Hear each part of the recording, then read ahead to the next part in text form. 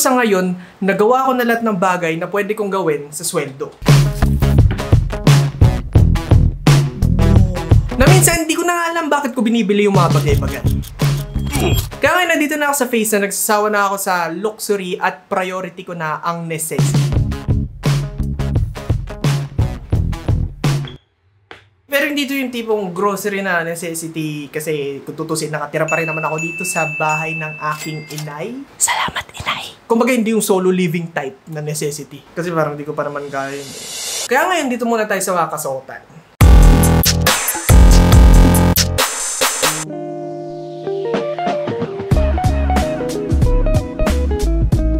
Nakakatawa rin kasi itong si Boy, nakatrabaho ko, nagbagawa rin siya sa akin ng video patungkol sa clothing line niya.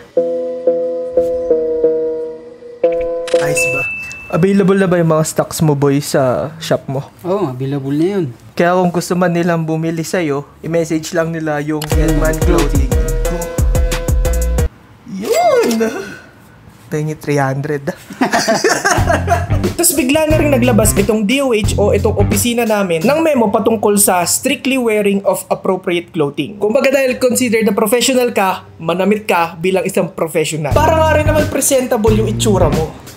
Kasi, kung mapapansin nyo, yung mga suot ko lagi, t-shirt, tapos jogger pants. Kumbaga ito kasi talaga yung pinaka-komportable sa aking kasuotan. Dati, nung hindi pa ako nagtatrabaho. Tsaka, wala rin naman talaga masyadong semi-formal na office wear, katulad mga polo shirt. Sinuot ko yun dati sa mga OJT at syempre nakalakihan ko na. Kaya wala rin talaga. As in, kapag may mga national meetings, lagi akong underdress at minsan nahihiya na ako kasi, alam nyo, yung mga biglaang meeting. Pero ang pinaka-common kong na-observe na formal wear ay leather shoes, light-colored pants, at polo shirt.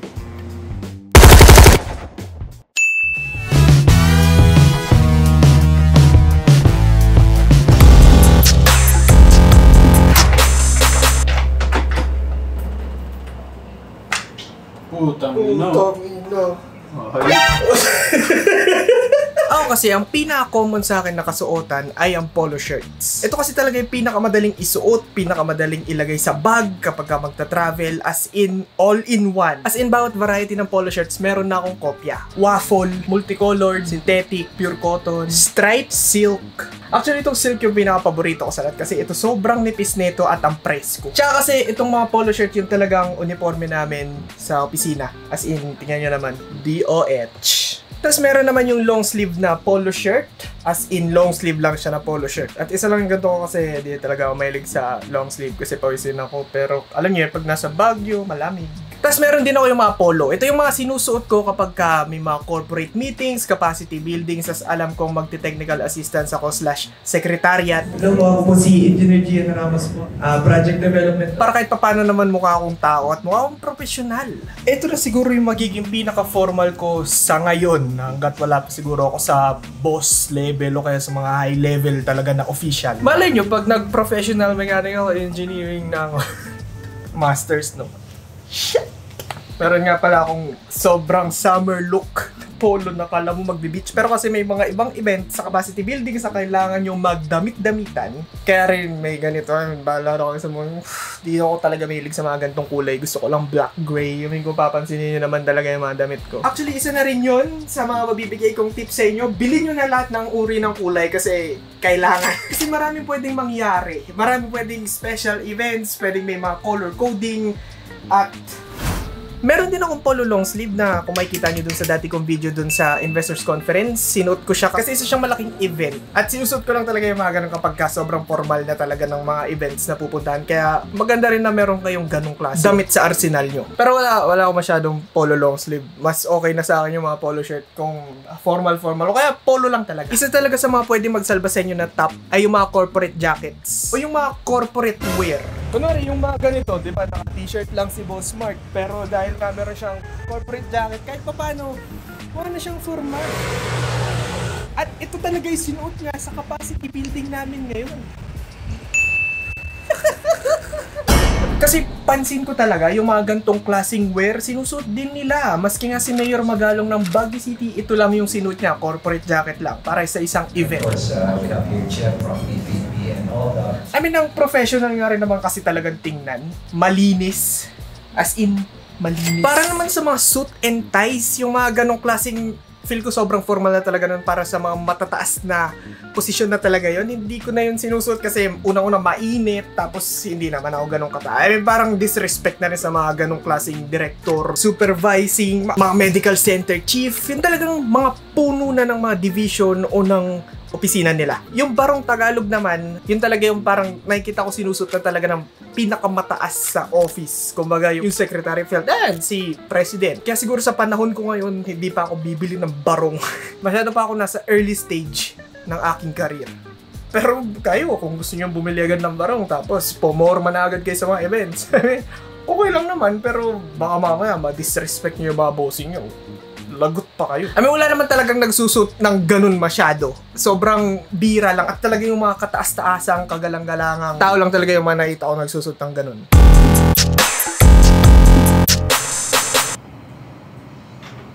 Sa bottoms naman, kahit isuot nyo, wag lang jogger pants. Ay, sobrang unprofessional kasi talaga tingnan na jogger pants. Yung cargo pants nakakalagpas pa, pero wala akong cargo pants. Pero kung ako sa inyo, bilhin nyo na lahat ng kulay ng bottoms. At bilhin nyo na yung mga formal na category ng pants. Tulad ko, meron ako jeans, slacks. Actually, kailangan talaga yung black na slacks. Ito kasi pag may mga formal talaga na events, parang ito talaga pinaka-go-to na lahat.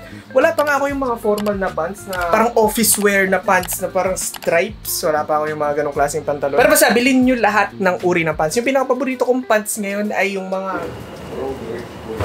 reversible na pants. Kasi dalawa yung kulay nila. Kulay blue to. Tapos, pag tinignan nyo yung loob, black naman. Tsaka napaka-convenient nga kasi kapag nagta-travel, at least dalawa agad yung kulay ng pantalon mo. Tapos isa lang naman, I mean, bira lang naman talaga magpalit ng pantalon. Yung tulad nating lalaki. Pero pinakapansin ko talaga na kulay ng pants sa suot nila. Ito, light colored lagi. As in, hindi ko alam. Gustong-gusto nila yung mga ganitong klaseng kulay ng pantalon. I mean, ang linis nga rin naman tingnan. Lalo na kapag titernoan mo na ng mga kulay brown na footwear.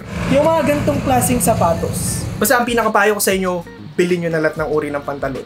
Para goods.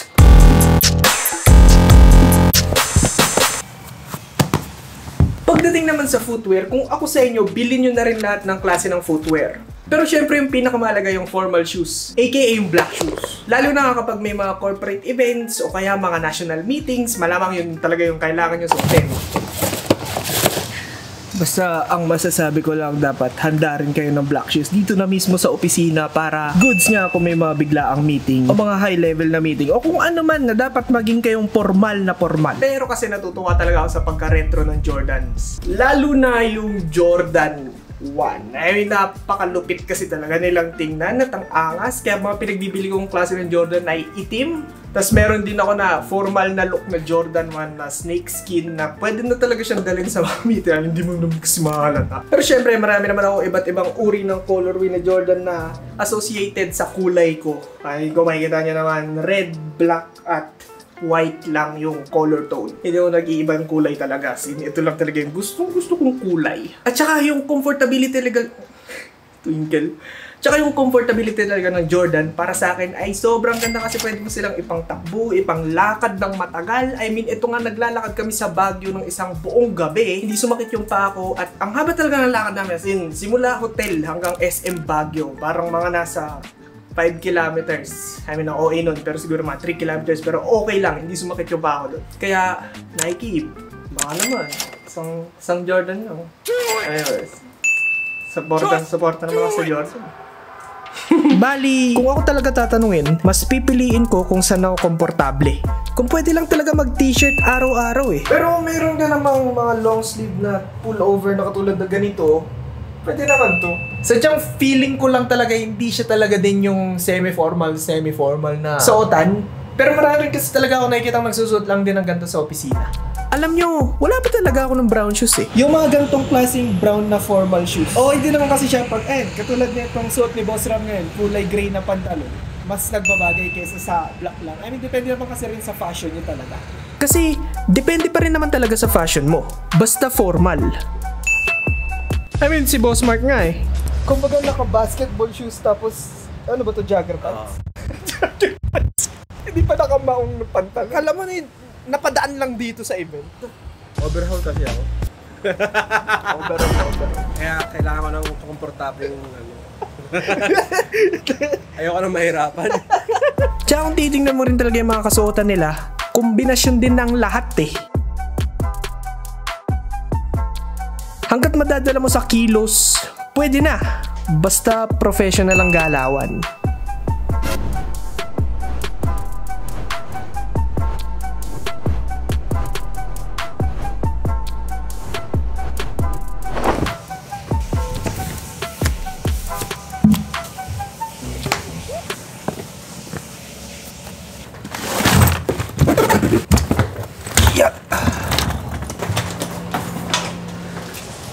Pero yun, ginawa ko na rin talagang parang uniforme yung mga ganong klaseng kasuotan. At gusto ko lang talaga ibahagi sa inyo kung ano ba yung mga klaseng kasuotan na pwede nyo isuot sa opisina o kung sa trabaho kung saan man. Para alam nyo na rin kung saan nyo ilalagay pera nyo. Pero syempre wala naman nagsabing hindi pwedeng bumalik sa dating kasuotan.